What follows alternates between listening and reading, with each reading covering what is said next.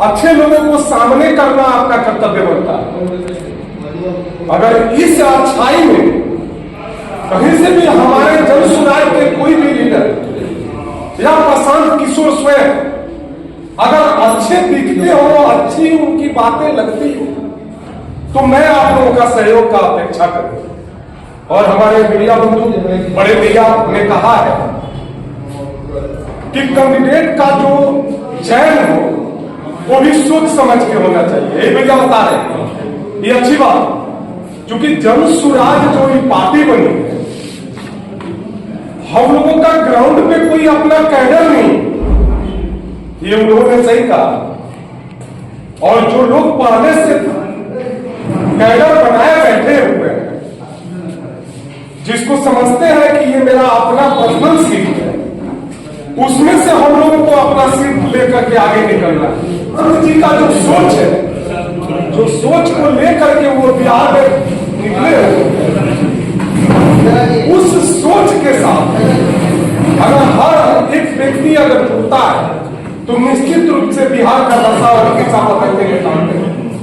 ये मुझे पूर्ण विश्वास है। और अगर कैंडिडेट की बात, तो हमारे मीडिया प्रभारी जिला की ने बताया है कि प्रशांत जी एक रणनीतिकार है। ये अच्छी बात है कि वो रणनीतिकार है, लेकिन यहाँ के लिए हम लोग भी अगर संगठन में जुड़े हुए तो हम लोगों भी आप लोगों से मिल करके उनको सुझाव देने का काम है। ये विश्वास दिलाते हैं।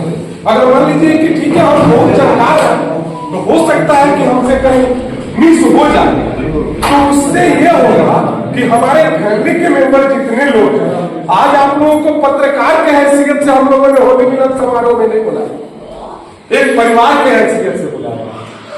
और इस चीज को आप लोगों के बीच से भी हम लोग शेयर करेंगे कि हमारे पश्चिमी चंपारण जिला में 9 विधानसभा है, अगर उसमें उम्मीदवार की चयन होती है हमारे माननीय प्रशांत किशोर जी के माध्यम से, हमारे संगठन के माध्यम से, तो उसका नाम सामने आने के पहले आप लोगों से भी विचार किया जाएगा।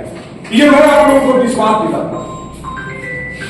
हो सकता है कि हम बहुत जानकार हैं, लेकिन हो सकता है कि कहीं हमसे मिस हो जाए, तो बिहार बदलने के लिए एक एक व्यक्ति का सहयोग चाहिए, जिसमें आप लोगों की भी अहम भूमिका हो, तभी हम बिहार बदल सकते हैं।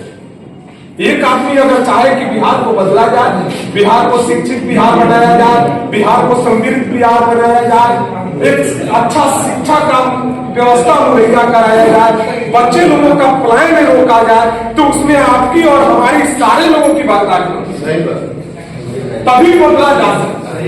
एक आदमी तो कुछ कर नहीं सकता है। प्रशांत जी जो चीज लेकर के चले हैं, उसमें हर एक व्यक्ति का अहम भूमिका होनी चाहिए, क्योंकि आप लोग भी जानते हैं कि प्रशांत किशोर का सपना ये नहीं है कि वो मुख्यमंत्री बने। हम भी जानते हैं, हम अगर संगठन से जुड़े हुए हैं तो हमको भी मालूम कि प्रशांत किशोर का सपना ये नहीं है कि जन सुराज को आगे लेके आए और कैंडिडेट जब हमारे पास जीत करके 243 में अगर बहुमत के लिए जाते हैं तो फिर मुख्यमंत्री प्रशांत जी बने। नहीं, प्रशांत जी का ये सोच नहीं है। प्रशांत जी का सोच यही है, जो हमारा लोगो है, सही लोग, सामूहिक प्रयास, सही लोगों को चुन करके जो लाए, उसी में से वो एक आदमी को चुन करके मुख्यमंत्री बनाने का काम करेंगे।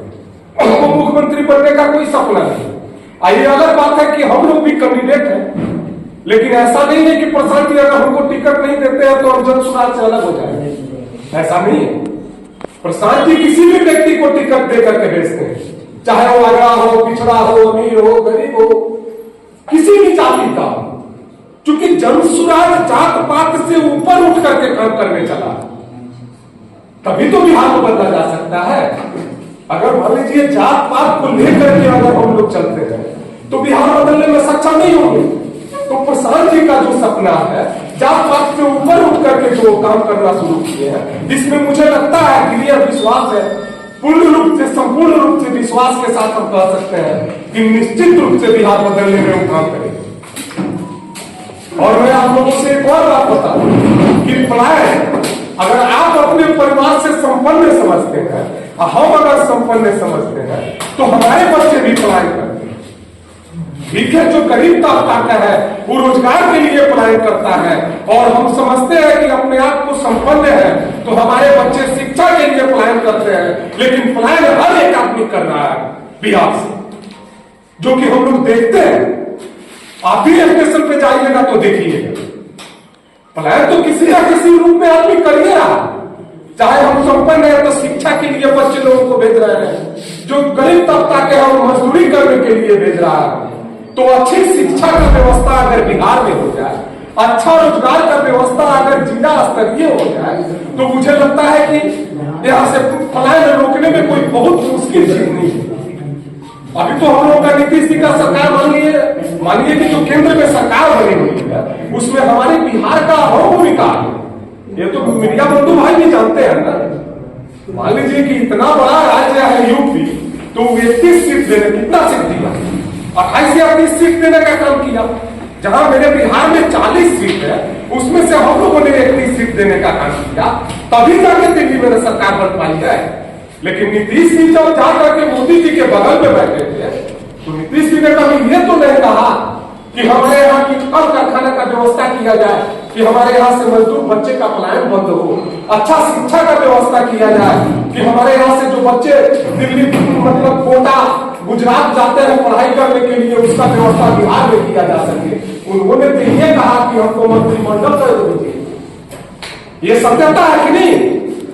वो तो ये तय कर रहे थे बैठ करके उनके बगल में कि आप हमको मंत्री पद कैसे दे रहे हैं, जिस मंत्री पद से ना आपको कोई फायदा है और ना हमको फायदा है, उससे ना आपके बच्चे की भविष्य बनाई जा सकती है और ना हमारे बच्चे की भविष्य बनाई जा सकती है। इसलिए आप लोगों से हम आग्रह करना चाहेंगे कि अगर हमारा जनसुराज अगर सही धारा पे चल रहा हो तो उसमें आप लोगों का सहयोग का हम काफी अपेक्षा करेंगे। इसी के साथ हम अपने वाणी को विराम देते हैं। जय हिंद, जय भारत, जय हिंद।